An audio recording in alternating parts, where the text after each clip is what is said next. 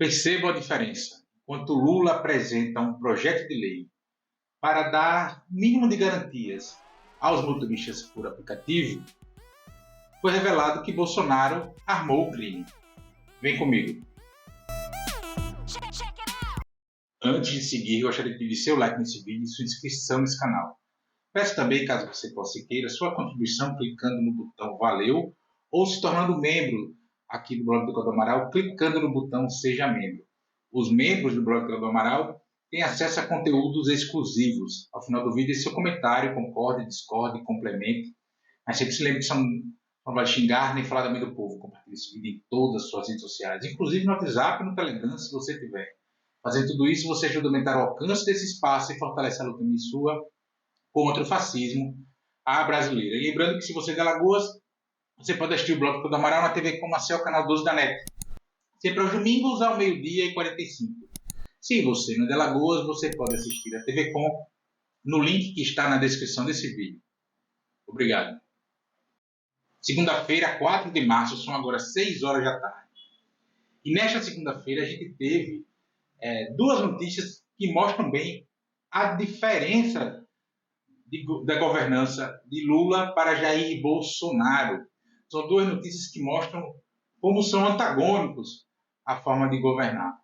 O Lula apresentou, na tarde nesta segunda-feira, um projeto de lei que dá o mínimo de garantias trabalhistas aos motoristas por aplicativo.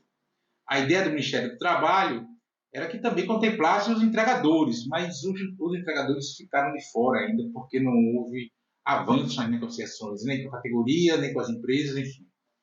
Mas aos motoristas por aplicativo, se pactuou uma proposta que agora vai para o Congresso Nacional para tramitar, etc., que garante o mínimo de direitos aos motoristas. Né? Primeiro, um limite de carga horária de até 12 horas por dia, que não pode passar de 12 horas por dia, né? Mas dando ao trabalhador a liberdade para decidir sobre dias, horários e períodos em que ele fica conectado ao aplicativo. O texto também indica a remuneração mínima de R$ 32,09 para cada hora trabalhada, e não por hora conectada ao aplicativo, sendo que desses R$ 8,02 são pelos serviços prestados e 24,7 pelo ressarcimento dos custos na prestação de serviço, porque os motoristas usam o próprio carro, ou alugam um carro, botam combustível, dá manutenção, etc.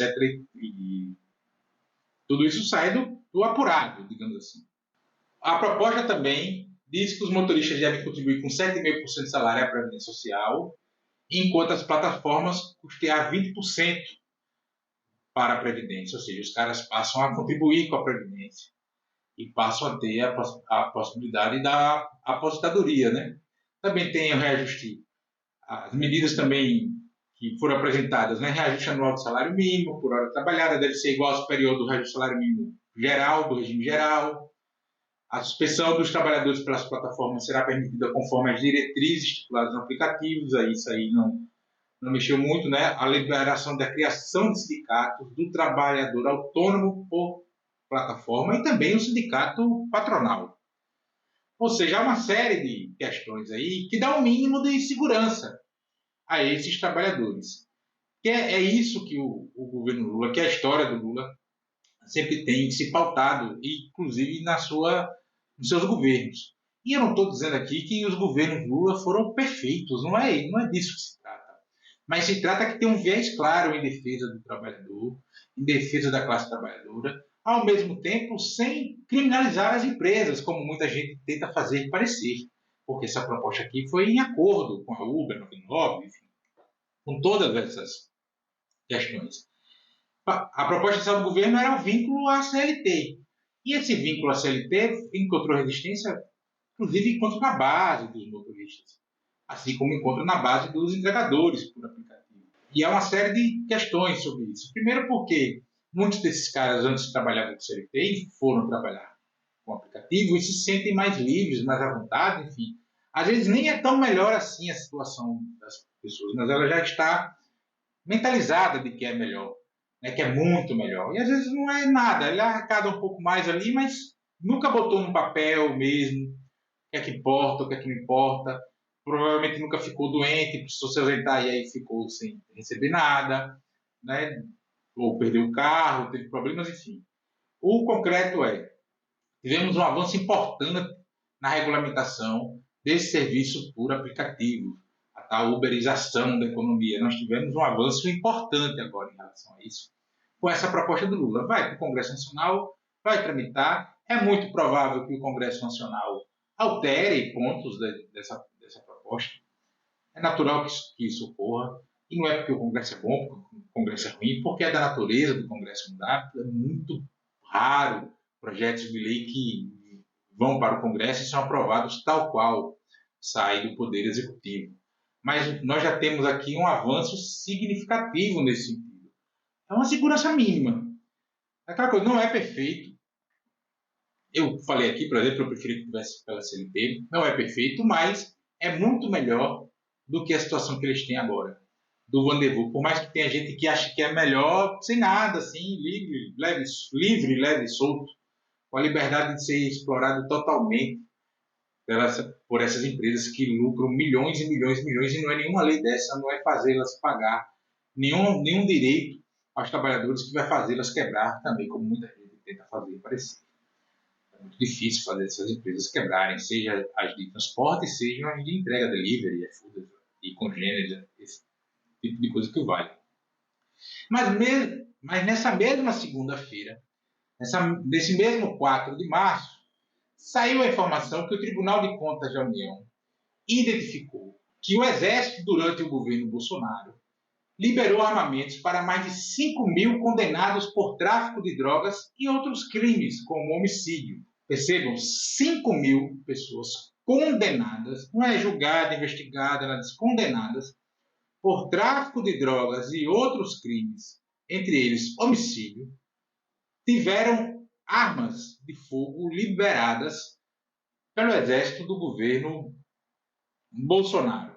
O relatório da CGU foi revelado nesta segunda-feira, tem 139 páginas, indica que as pessoas em cumprimento de pena puderam obter, renovar ou manter os chamados certificados de registro durante o governo Bolsonaro. Do total de 5.235 pessoas, 1.504 tinham processos de execução penal ativos quando submeteram a documentação ao Exército.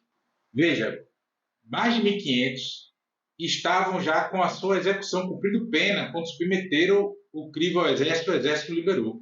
O restante foi condenado após ter a concessão do registro. Tudo bem. Mesmo assim, a documentação não foi cancelada. O Exército ainda liberou armas para 2.690 pessoas com mandado de prisão em aberto, ou seja, foragidos da justiça. O tal liberou geral das armas, que Bolsonaro e a extrema-direita tanto pregam, o tal dos CACs, esse tipo de coisa, armou o crime. Fala-se muito, e é muito provável, inclusive, que a família Bolsonaro tem uma relação assim com as milícias no Rio de Janeiro. E a quem essa postura atende? É a família? É a proteção do lar? Não, né? Favorece o crime organizado. Inclusive, tem um agente da Polícia Federal que concedeu entrevistas à imprensa e disse que teve utilização de laranjas para essa coisa das armas, enfim, via CAC, via essa coisa. Ou seja, para além do debate se deve ter armas para a população, e vejam, as armas não eram proibidas, aquela coisa do outro mundo de alguém ter uma arma. Já existiam regras que permitiam isso.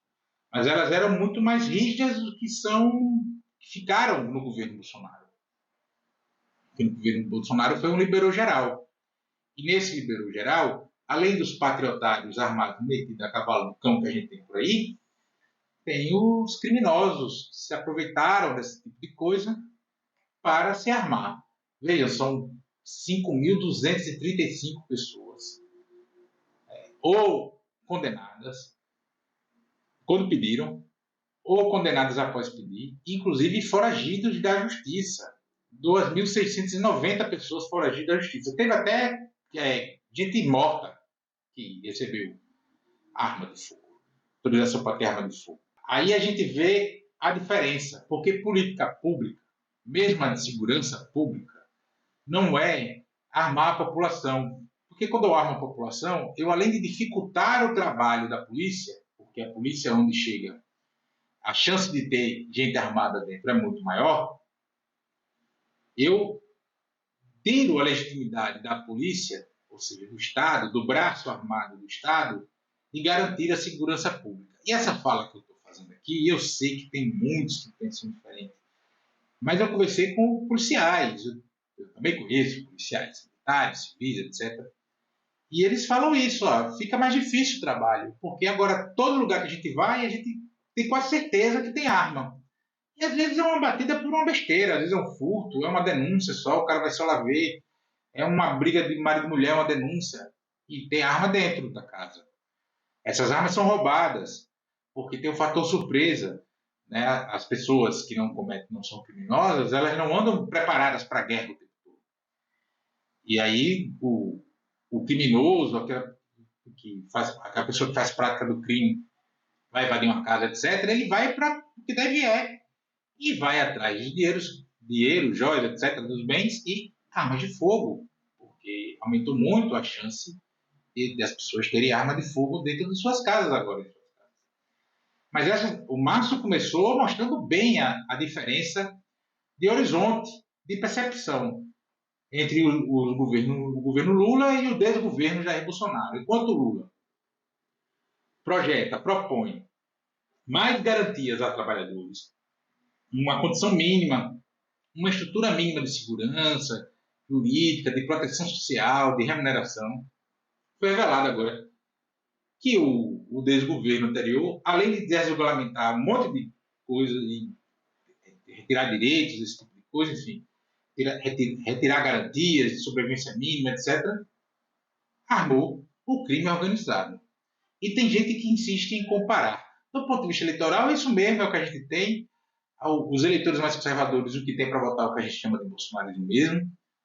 Muito disso por conta dos erros do PSDB, mas além disso, a esticada de corda da criminalização da política, da condenação da política, da transformação do debate político em debate moralista, pseudo-policial, uma série de situações. Então, essa coisa está classificada, mas para quem fica olhando que tipo de governo se tem, tá, essa segunda-feira, 4 de março, mostra bem. Propõe garantias aos trabalhadores, garantias mínimas aos trabalhadores. O outro armou o crime. E diferente do que pensa o Estadão, isso não é uma escolha difícil, né?